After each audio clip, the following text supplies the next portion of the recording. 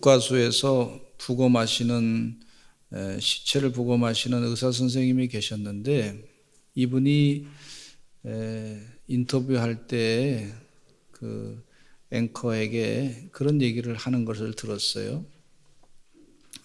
사건이 일어나면 죽은 사람의 시체를 부검을 한다 보니까 하루에도 뭐 몇 건의 부검을 하다 보니까 죽음이 나하고 멀지 않구나 하는 것을 깨닫게 됐다는 거예요. 그러면서 말씀하시기를 내가 살아있는 게 이게 기적이구나 하는 것을 깨달았다는 거예요. 근데 이분이 그 시체를 부검하면서 보니까 어떤 사람은 참 억울하게도 아주 자그마한 일에 그 죽음을 당한 사람이 있어서 내가 그 자리에 옆에 있었으면 참 도와줬으면 좋았을 텐데 하는 그런 생각이 드는 사람도 있었다고 얘기하시더라고요. 그러면서 가족들과 같이 식사를 하는데 어느 날, 야, 우리 가족들하고 저녁에 같이 밥 먹는 게 이게 기적이구나. 사람들이 갑자기 불시에 사고로 인해서 죽는 사람들이 많이 있는데 우리 가족을 잘 지켜줘서 너무 고맙다 하는 그런 마음이 들었대요. 그래서 하루 사는 게 이게 기적이구나. 그래서 고맙다 그렇게 생각했다는 거예요. 저는 우리 교회 성도들이 오늘 교회 와서 예배드리고 얼굴을 보는 게 얼마나 감사한지 모르겠어요. 이게 기적이구나 생각이 듭니다. 일상적으로 살아가는 것이 바로 이게 기적이구나, 감사해야 되겠다.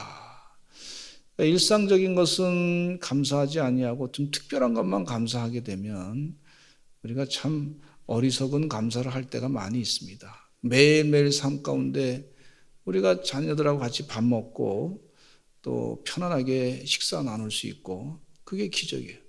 어떤 분은요 식사하다가 그 음식물이 목에 걸려가지고 돌아가신 분도 계세요. 그거 보면서 우리가 음식물을 잘 섭취하는 것도 이게 은혜고 기적이다 하는 생각을 갖게 됩니다. 우리 성도님들은 어디 다른 사람이 차를 운전해 줄 때, 버스를 타고 갈 때 나를 안전하게 데려줘서 감사합니다. 그런 마음을 꼭 가지시기를 간절히 축원합니다. 그분이 나를 위해서 참 수고하셨구나. 그런 마음을 가지셔야지. 또 나라를 위해서 애쓰시는 여러분들이 계셔서 그래도 이나마 지켜주셔서 감사하다. 그런 마음을 가지시고 사시는 여러분 되시기를 간절히 축원합니다. 제가 보니까 우리 교회 성도님들은 보니까 다 이제 점점 잘 살게 됐다는 생각이 자꾸 들어요. 그런 생각이 듭니다. 그럴 때마다 여러분 늘 감사하시기를 간절히 축원합니다. 내가 더 잘 살아야 되겠다. 물론 필요하죠. 하나님이 소망 주시면. 그런데 주신 것에 대해서 먼저 감사할 줄 알아야 더 잘 사는 지혜도 얻게 되는 역사가 있습니다.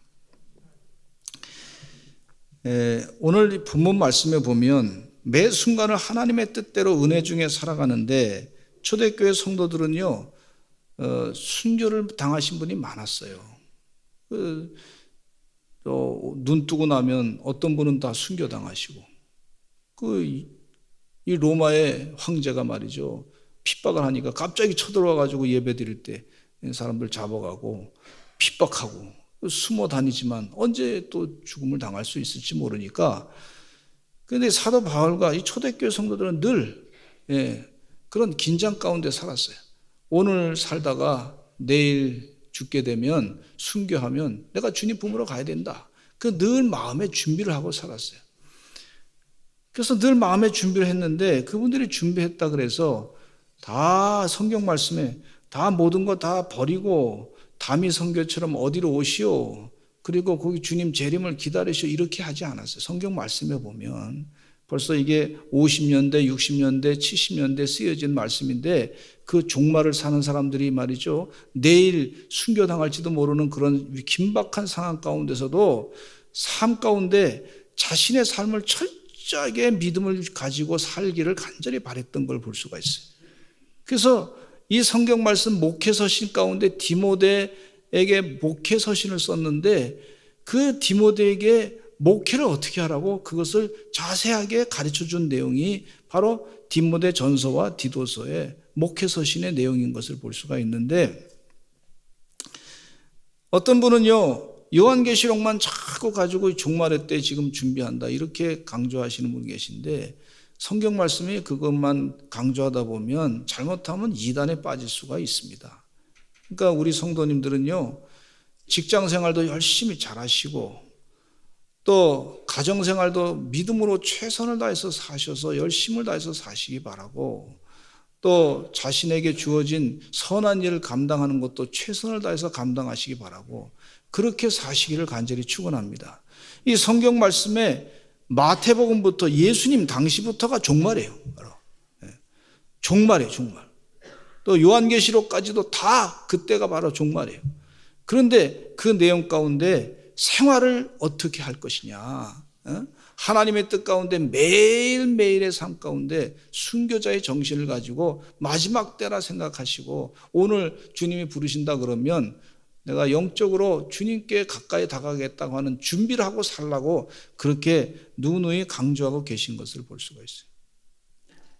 그러니까 자신에게 주어진 삶을 최선을 다해서 하나님의 뜻 안에서 부끄러움 없이 잘 감당해서 사시는 그런 하나님의 종들로 사시기를 간절히 축원합니다. 우리 서산제일감리교 성도들은 그렇게 사시다가 열매를 맺고 사시는 역사가 있게 될 줄로 믿습니다. 여러분, 재산을 잘 관리하려고 애쓰지 않습니까?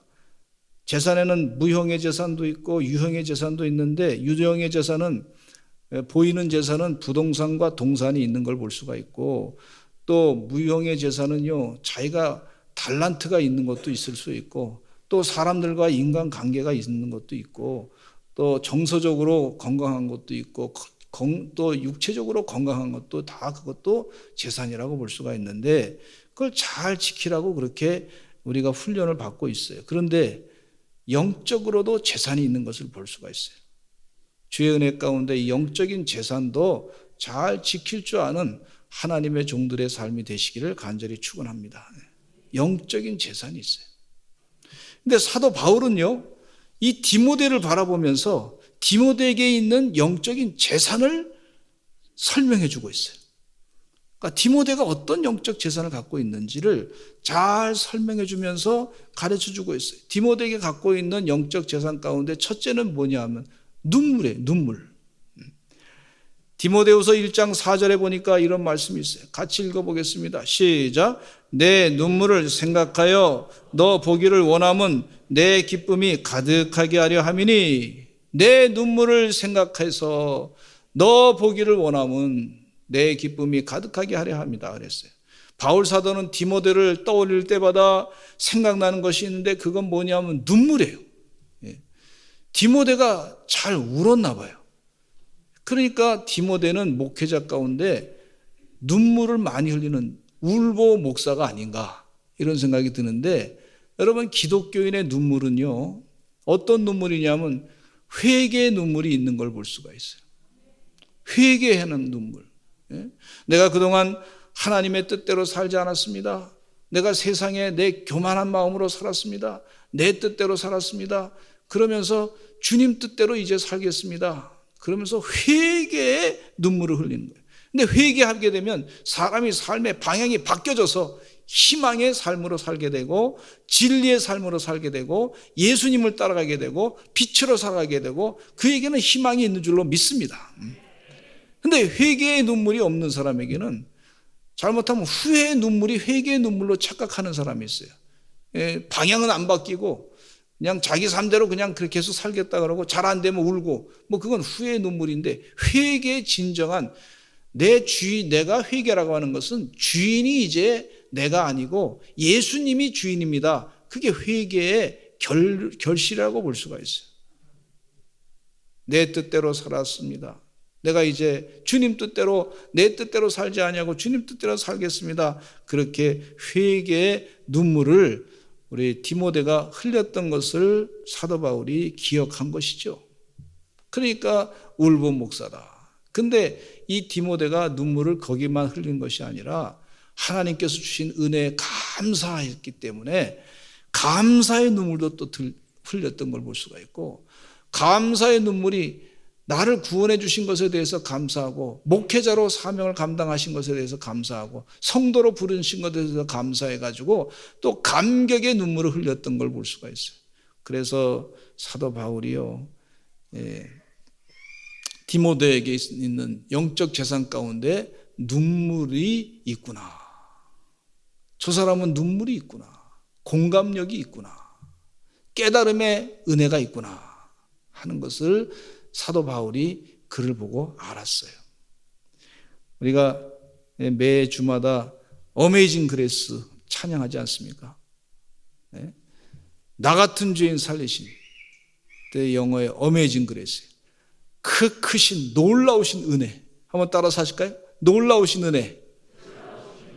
그 은혜를 받고 나니까, 주님께서 내 모든 죄를 사해 주시고 허물을 사해 주신 은혜를 받고 나니까 주님의 사랑, 하나님의 사랑이 확 마음 가운데 들어온 거예요.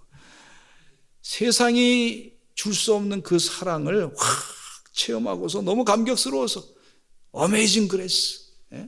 존 뉴턴 목사님이 말이에요. 어메이징 그레이스. 그렇게 찬양을 했던 것을 볼 수가 있는데, 우리도 어메이징, 놀라우신 하나님의 은혜에 감격의 눈물을, 회개의 눈물과 함께, 감사의 눈물과 함께 감격의 눈물을 흘리시는 역사가 늘 있으시기를 간절히 축원합니다. 사도 바울은 목회하면서 눈물을 많이 흘렸어요. 에베소 교회에서 3년 동안 목회하면서 3년 동안 밤낮 쉬지 않고 눈물을 흘리면서 각 사람을 훈계했다 그랬습니다. 사도행전 20장 31절 읽겠습니다. 시작. 여러분이 읽게요. 내가 3년이나 밤낮 쉬지 않고 눈물로 각 사람을 훈계하던 것을 기억하라. 사도 바울은 디모데가 눈물을 흘리는 것의 의미를 알고 있었어요. 본인이 눈물을 흘려봤기 때문에 아는 거예요. 다윗은 기도하기를 시편 56편 8절에 이런 말씀하고 있어요. 또 읽겠습니다. 시작. 나의 유리함을 주께서 계수하셨사오니 나의 눈물을 주의 병에 담으소서. 이것이 주의 척에 기록되지 아니하였나이까. 나의 눈물을 주의 병에 담으소서. 이 사도 다윗이요, 기도할 때 침상에 요를 적실 정도로 그 눈물을 흘리며 기도했다. 그런 내용이 있어요. 죄를 회개하고 또 나라를 위해서 기도하고 백성들을 위해서 기도하고 눈물로 기도하고 자녀들을 위해서 눈물로 기도하고, 그리고 자기가 핍박당해서 도망칠 때에도 너무 힘들어서 주님께 눈물로 기도하고, 그 기도하면니까 주님께서 그 기도를 들으시고 보시고 응답하신 것을 볼 수가 있어요. 예수님은 말씀하시기를 이렇게 말씀해 주고 계시는, 마태복음 5장 4절에 이런 말씀이 있어요. 같이 읽어보겠습니다. 시작. 애통하는 자는 복이 있나니 그들이 위로를 받을 것이며, 애통하는 자는 복이 있나니 그들이 위로를 받을 것이요. 나라를 생각하면서, 교회를 생각하면서, 다음 세대를 생각하면서, 우리 성도님들을 생각하면서 길을 걷다가도 가끔씩 눈물이 날 때가 있어요. 그 가정 축복받아야 되는데, 우리나라 이렇게 되면 안 되는데, 우리 다음 세대가 하나님의 축복을 받아야 되는데, 믿음으로 살아야 될 텐데 죄악 길로 가면 어떡하지? 그러면서 막 기도하다가 눈물이 나요. 하나님께서 그렇게 눈물을 하게 주시는데, 가만히 보니까 제가 말이죠, 나이가 60이 넘어가니까 여성 호르몬이 더 나오는 것 같아. 그래가지고 눈물이 자꾸 나더라고. 근데 자연스러운 현상이더라고요. 영적으로 보면 그게 눈물이 하나님이 주신 것이다, 그런 생각이 들어요. 여러분, 울 때 하나님 앞에서 눈물을 흘리시기를 간절히 바랍니다. 하나님이 위로해 주세요. 어느 집사님께서 말씀하시기를 코로나 때문에 몇 년 동안 가족과 떨어져서 지내는 동안에 길거리 가리면서 자꾸 가서 이 가족들을, 외국에 있는 가족들을 만나지 못하니까 본인은 여기 나왔는데 눈물이 그럭그럭 눈에 그냥 자꾸 눈물이 그렇게 생겼다고. 확 우는 건 아닌데 그렇게 자꾸 자꾸 눈물이 그렁그렁 한다는 거예요. 성전을 짓기 전에 우리 교회는 우는 교회라는 소문이 났지요. 매일 기도하면서 우는 사람들이 있었기 때문에 하나님께서 그 눈물의 영적인 재산이, 기도하면서 영적인 재산 하나님이 우리에게 주셨어요. 예레미야 선지자는 계속해서 이스라엘 민족의 죄 때문에 나라가 망하게 되는 것을 보면서 울고 또 울었어요. 그래서 예레미야는요, 눈물의 선지자라고 별명이 붙었어요.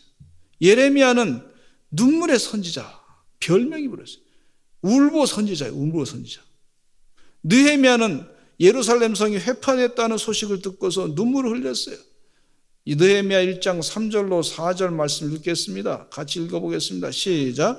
그들이 내게 이르되 사로잡힘을 면하고 남아있는 자들이 그 지방 거기에서 큰 환난을 당하고 능욕을 받으며 예루살렘 성은 허물어지고 성문들은 불탔다 하는지라 내가 이 말을 듣고 앉아서 울고 수일 동안 슬퍼하며 하늘의 하나님 앞에 금식하며 기도하여.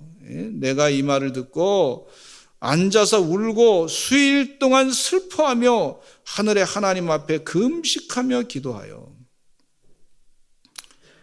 우리나라에는 유교 전통이 있어서 그런지 남자는 울면 안 돼, 뭐 이런 얘기가 있어요.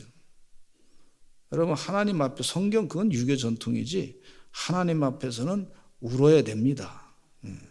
우는 게 자연스러운 거예요. 하나님께서 영적 재산으로 눈물을 주셨어요. 금식하면서 기도했어요. 디모데는 울보 목회자라고 볼 수 있습니다. 사도 바울이 기록한 바 된 눈물인 것을 보면 울보 목사였다고 볼 수가 있습니다. 어느 집사님은 울보 집사님이신 분이 우리 교회도 계시고, 어느 권사님은 우리 교회도 울보 권사님이 계시고, 어느 장로님은 울보 장로님도 계신 것을 제가 알고 있어요.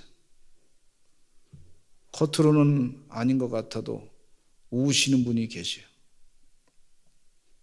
교회가 바르게 되기를 간절히 바라는 마음으로 기도하시는 울보 장로님도 계시는 것을 볼 수가 있고, 사도 바울은 고린도후서 2장 4절에서 말씀하시기를 내가 환난과 큰 환난과 애통한 마음이 있어 많은 눈물로 너에게 썼노니 이렇게 말하고 있어요. 애통하는 마음이 있어서 많은 눈물로 너에게 썼다. 편지를 쓴 걸 볼 수가 있어요.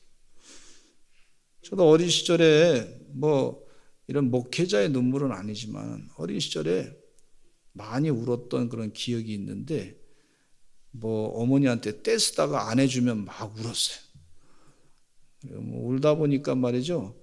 울고 나니까 속이 시원하더라고. 울고 나니까 스트레스가 풀린 것 같아. 마음에 진정이 되더라고. 한참 울고 난 다음에.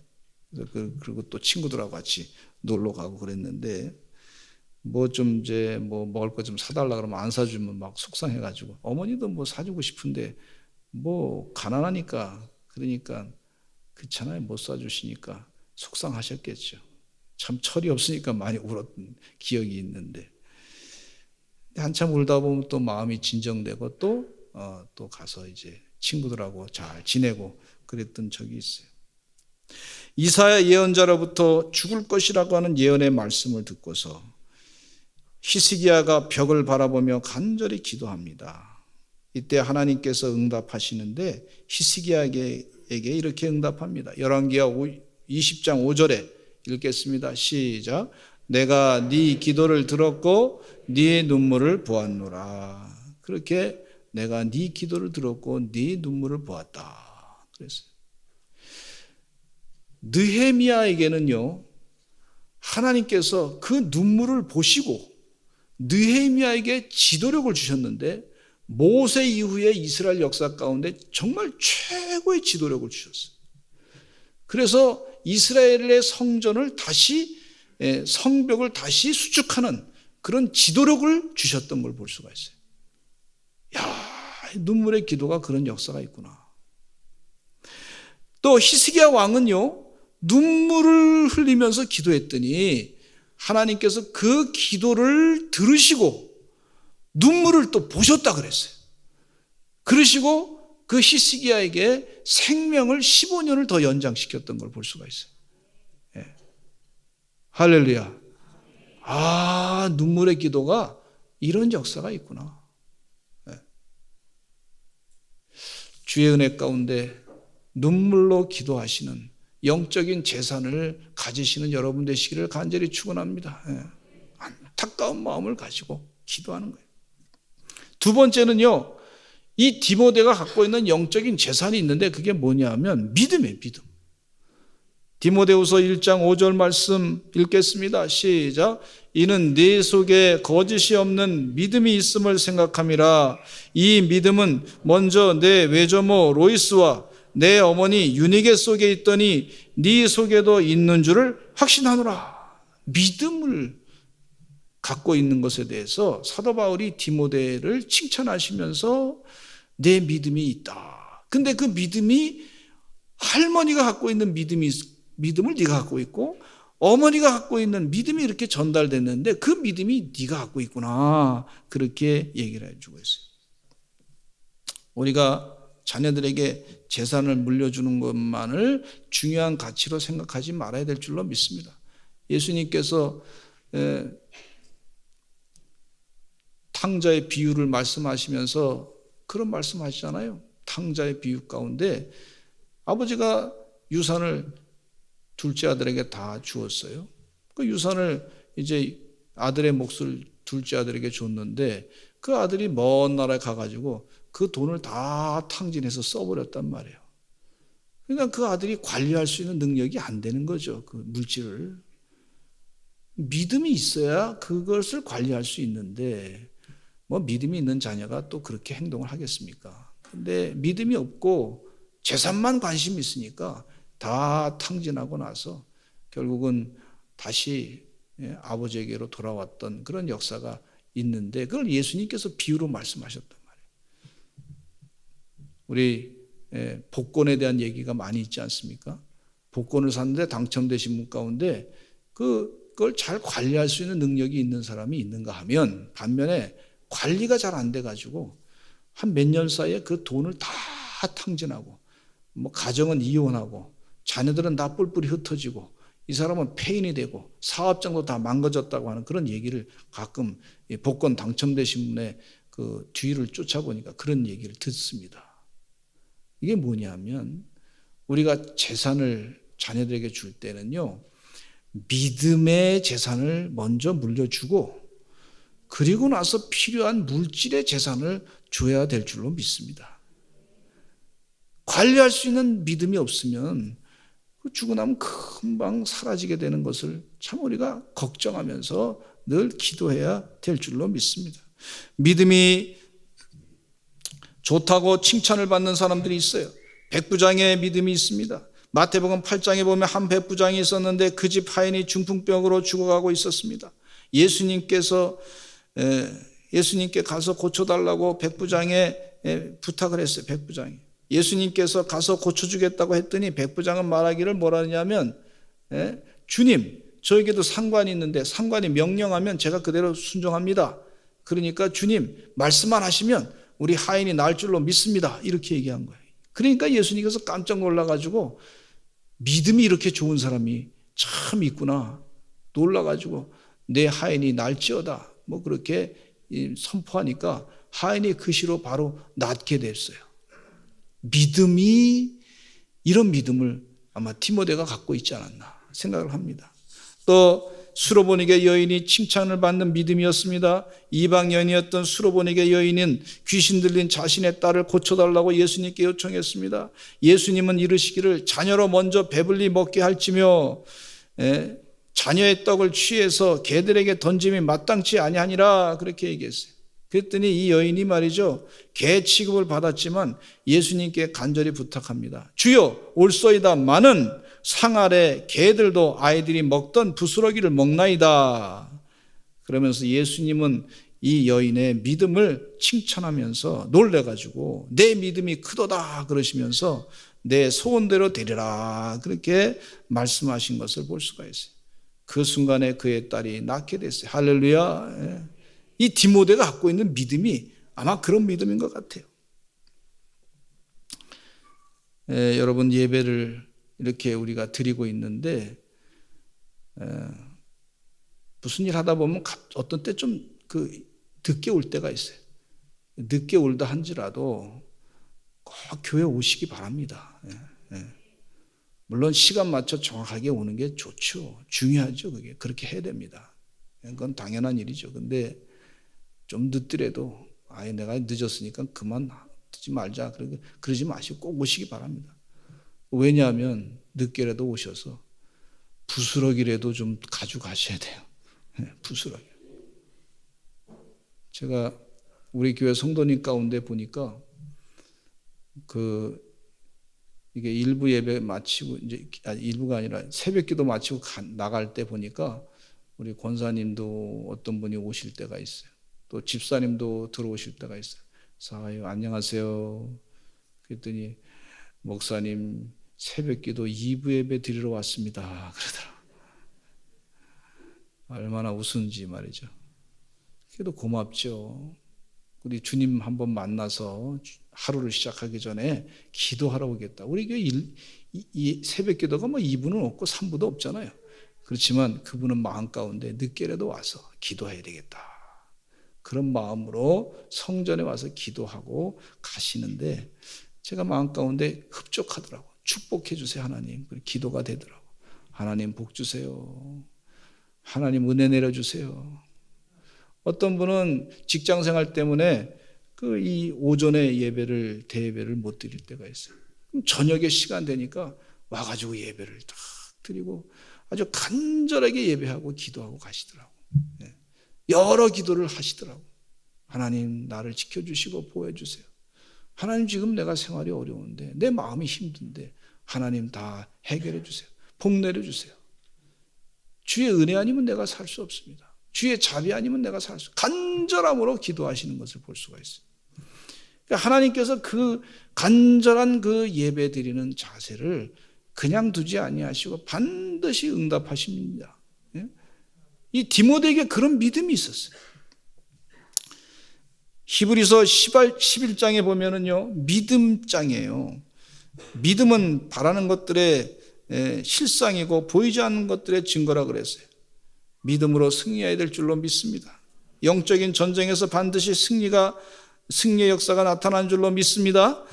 믿음으로 모든 세계가 하나님의 말씀으로 지어진 줄을 알게 되는 것을 볼 수가 있고, 믿음으로 아벨은 가인보다 더 나은 제사를 하나님께 드렸어요. 그래서 의로운 자라 하시는 증거를 얻었고, 믿음으로 에녹은 죽음을 보지 않고 하늘로 옮겨졌어요. 믿음이 없이는 하나님을 기쁘시게 할 수 없다고 분명하게 말씀해 주고 있어요. 또 믿음으로 노아는 방주를 평생도록 지었던 것을 볼 수가 있어요.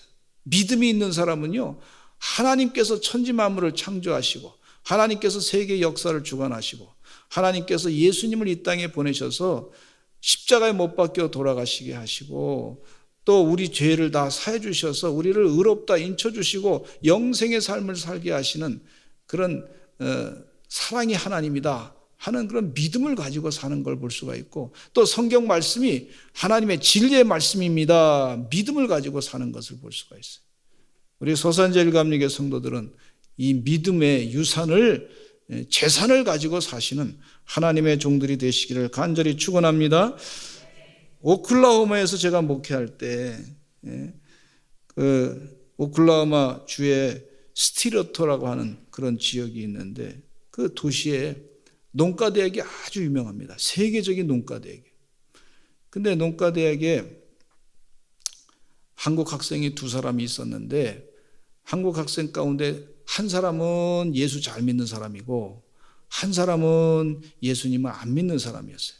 박사학위 과정을 밟는데 두 사람 다 7년 이상 박사학위를 받았는데 하여튼 공부를 많이 했는데 마지막 순간에 박사학위를 받는 게 얼마나 중요합니까? 자기가 연구해가지고 학적인 그런 업적을 남겨야 되는 그래야 박사학위를 받을 수 있지 않습니까? 많이 연구해가지고 공부해가지고 이렇게 했는데 둘 다 1차 박사학위 논문 심사에서 다 떨어졌어요. 한국 학생이 둘 다 많이 힘들었는데 한 학생은요 그래도 교회에 나와서 하나님 말씀을 묵상하고 기도하고 예배하고 큐티하고 그러면서 하나님의 뜻이 무엇인가 또 생각하고 내가 뭐가 문제가 부족한 것이 무엇인가 또 확인하고 물어보고 아주 끝까지 믿음을 가지고 그렇게 했었어요. 근데 한 학생은요, 한번 떨어졌다 그래서 아주 그냥 내가 다 떨어진 줄 알고 말이죠. 믿음이 없어가지고 이리 놀러 다니고 저리 가고 어디 가서 있는지 몰라 그냥 사람이 없어져 버렸어. 근데 이 믿음 생활했던 사람은요, 박사학위를 받고서 두 번째 심사에서 박사학위를 받고서 통과돼가지고 박사학위 받고 당시에 강원대학교에 농과대학이 유명한데 그 농과대학의 교수님으로 초빙이 됐어요. 믿음과 믿음이 없는 사람의 차이가 있더라고요. 이 코로나 시대에 여러분 믿음이 우리에게 필요한 줄로 믿습니다.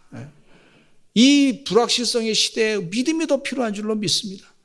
아브라함이요, 믿음을 가지고 하나님이 나를 복주신다 하는 믿음을 가지고 끝까지 기다렸더니 25년 만에 아들 이삭을 하나님이 선물로 주신 것을 볼 수가 있어요. 믿음. 사도 바울도 믿음을 가지고 살아요. 땅끝까지 복음 전하겠다. 근데 사도 바울이 생각했던 땅끝이 어디냐면요, 스페인 저 대서양과 맞붙은 그곳을 땅끝으로 생각해요, 사도 바울. 근데 그 믿음을 가지고 살다가 로마에서 순교를 당하셨지만 나중에 그 사도 바울의 이 서신을 읽고 은혜 받은 사람들이 말이죠, 땅끝까지 복음을 전하는데 아메리카 신대륙까지 가서 복음을 전하고 인디언들에게 복음을 전하고 저 남아메리카까지 남미까지 가서 복음을 전하고 그리고 아시아에 와가지고 대한민국까지 와서 복음을 전하고 중국 땅에도 복음을 전하고 그런 땅끝의 역사가, 그러니까 이 사도 바울의 삶 가운데 당장에는 이루어지지 않았지만 나중에 보니까 복음이 돌아서 이렇게 세계 땅끝까지 복음이 증거되는 것을 볼 수가 있어요. 이게 믿음입니다. 믿음. 그리고 지금도 사도 바울의 서신을 읽는 사람들은 얼마나 은혜를 받는지 몰라요. 그리고 말씀을 보면서 이건 사람이 쓴 말씀이 아니야, 하나님이 쓰신 말씀이야. 그러면서 은혜를 받는 것을 볼 수가 있어요. 디모데의 제사는요, 믿음이었어요. 사도 바울이 그걸 봤어요. 우리에게도 믿음의 제사는 필요한 줄로 믿습니다. 저는 말씀을 보면서 그 말씀을 그대로 믿습니다. 그게 믿음이에요. 하나님이 하신다. 특별히 말씀을 읽다 보면 예레미야 29장 11절 말씀, 이 말씀을 참 좋아하는데 우리 성도님도 이 말씀을 읽고서 믿음을 자꾸 키우시기를 간절히 축원합니다. 시작. 여호와의 말씀이니라 너희를 향한 나의 생각을 내가 아나니 평안이요 재앙이 아니니라 너에게 미래와 희망을 주는 것이니라. 너에게 미래와 희망을 주는 것이니라. 하나님께서 우리에게 미래와 희망을 주는 역사가 있게 될 줄로 믿습니다. 가만히 보니까 예레미야 당시에 하나님께서 정치적으로 당을 세운다 그러면 미래 희망당을 세우지 않았나 이런 생각을 좀 갖게 되는데, 어떤 사람들은 뭐 희망만 자꾸 얘기한다 그래서 뭐 희망 고문이냐 이렇게 얘기하는 사람, 부정적인 사람들이 있는데 아니요, 하나님이 하신 말씀이에요. 하나님이 미래를 주시고 만드신 분이 아시고 앞으로 그 약속을 지키시는 분이 말씀하시는 거예요. 미래와 희망을 너에게 주는 것이니라. 세 번째, 은사를 이 사도 바울이 디모데에게 재산으로 받았어요. 근데 디모데가 갖고 있는 은사가 뭔지 확실하게 몰랐어요. 뭐 그렇게 뭔지는 확실하게 뭔지는 설명하고 있지 않지만 분명히 은사는 받고 있는 걸 볼 수가 있어요. 디모데후서 1장 6절에 읽겠습니다. 시작. 그러므로 내가 나의 안수함으로 네 속에 있는 하나님의 은사를 다시 부릴 듯하게 하기 위하여 너로 생각하게 하노니. 너 속에 있는 하나님의 은사, 하나님의 달란트죠. 하나님이 주신 달란트. 여러분, 은사 가운데는요, 이 성도님들의 은사 가운데 이 자기 열심으로 은사를 착각하는 사람이 있어요.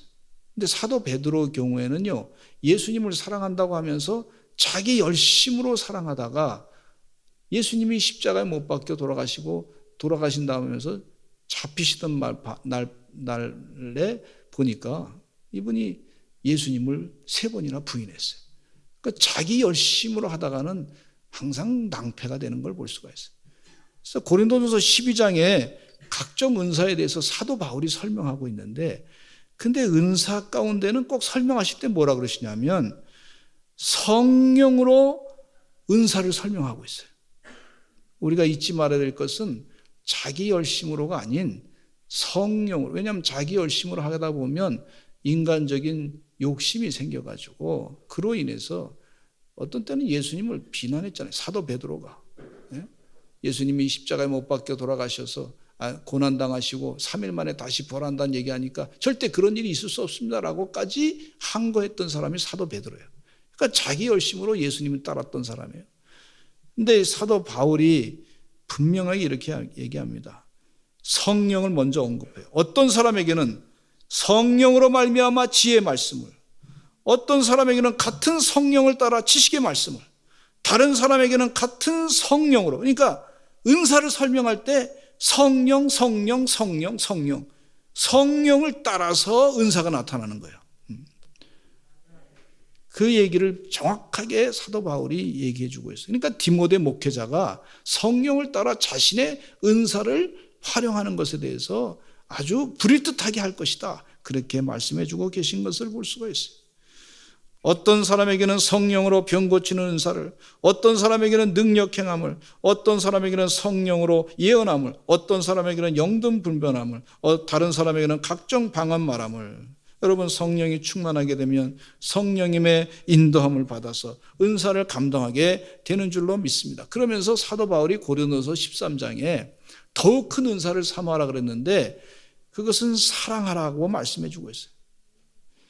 예언하는 능력이 있어 모든 비밀과 모든 지식을 알고 또 산을 옮길 만한 모든 믿음이 있을지라도 사랑이 없으면 내가 아무것도 아니요, 내가 내게 있는 모든 것으로 구제하고 내 몸을 불사르게 내줄지라도 사랑이 없으면 내게 아무 유익이 없느니라. 사랑은 오래 참고 사랑은 온유하며 시기하지 아니하며 사랑은 자랑하지 아니하며 교만하지 아니하며 사랑은 무례히 행치 아니하며 자기의 유익을 구하지 아니하며 불의를 기뻐하지 아니하며 진리와 함께 기뻐하고 모든 것을 참으며 모든 것을 믿으며 모든 것을 바라며 모든 것을 견디느니라.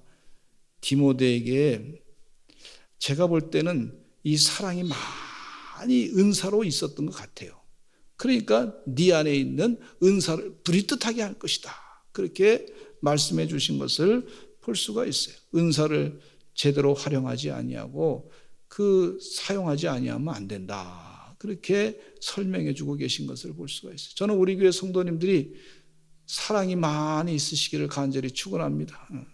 그런데 사랑은요, 이 사랑은 내가 주님을 사랑하는 것보다 더 중요한 게 뭐냐면요, 주님이 나를 사랑한다고 하는 느낌이 더 중요해요. 깨닫는 게 더 중요해요. 그게 더 중요해요. 사도 바울이 그런 체험을 얘기해요. 사도 베드로는 주님을 많이 사랑하려고 그랬어요. 근데 이분이 실패한 게 뭐냐면 주님이 나를 사랑한다고 하는 사랑의 감정을 잘 몰랐어요. 근데 사도 요한은 주님을 많이 사랑 안 하는 것 같은데도 가만히 보니까 주님이 나를 사랑한다고 하는, 예수님이 나를 사랑한다고 하는 그 사랑의 감정을 너무너무 많이 잘 알았어요. 그래서 우리 성도님들이 십자가를 자랑합시다. 그 얘기는 무슨 얘기냐면 예수님께서 나를 사랑하신 그 사랑을 내가 많이 경험하고 있다, 이거예요. 그런 사랑을 가지시고 은사를 활용하시기를 간절히 축원합니다. 그러니까 주님의 사랑을 많이 받은 사람은 그 사랑이 넘쳐가지고 또 다른 사람을 사랑하는 걸 볼 수가 있어요. 김지연 약사님이라고, 저는 이 시대에 하나님이 쓰시는 분이라 생각하는데, 이분이요, 동성애를 반대하면서 자신이 약사예요, 약사. 근데 달란트를 가지고 성경 말씀이 진리가 아니라고 자꾸 얘기하니까, 그러니까 이분이 성경 말씀을 암송하는 그런 교사로 수고하다가 이거 이상하다, 이러면 안 되겠다. 그래서 본인이 달란트를 가지고, 약사의 달란트를 가지고 보건적인 측면에서 동성애가 문제가 있는지 전 세계에 있는 논문을 다 자료를 가지고 연구하고 또 연구하고 하면서, 그러면서 전국을 다니면서 전 세계를 다니면서 강연을 하는데요. 얼마나 사랑이 많으신지 말이죠. 하나님의 뜻대로 하려고 말이죠. 그렇게 저는 이 시대에 드보라 같은 사사 같은 느낌이다 이런 생각이 들어요. 하나님이 반드시 그렇게 사용하시더라고요, 여러분. 은사를 다 활용하시는 여러분 되시기를 간절히 축원합니다. 저는 우리 교회에서도 A랩 가서 강의를 들으시는 우리 장로님도 계시고 집사님도 계시고 목사님도 계시는데 권사님도 계시는데 다들 이제 그런 연구소를 좀 차려가지고 좀 선한 일에 사명을 잘 감당하셨으면 좋겠어요. 이제 태신자를 품고 우리가 기도하고 있습니다. 작은 선물도 전달하면서 전도합니다. 이는 다 사랑의 은사를 가지고 전도하는 것인 줄로 믿습니다. 사람들은 물질을 재산으로 구하고 있어요. 그러나 믿음의 사람들은 거기에만 머물러서는 안 될 줄로 믿습니다. 눈물의 재산, 믿음의 재산, 은사의 재산, 영적인 재산을 가지고 구하시는 여러분 되시기를 간절히 축원합니다. 영적인 재산을 마귀에게 빼앗기지 않고 두려운 마음이 아닌 담대한 마음으로 능력과 사랑과 절제하는 마음으로 하나님의 능력을 따라 복음과 함께 고난을 받는 성도들이 다 되시기를 간절히 축원합니다. 우리 다 같이 주여 한번 외치시고 통성으로 기도하겠습니다. 하나님 말씀하신 영적인 재산, 이 영적인 재산을 분명하게 알게 해주시고 하나님 은혜 가운데 이 귀한 재산을 잘 지키고 잘 활용해서 하나님의 뜻대로 주의 일을 감당케 해주시옵소서.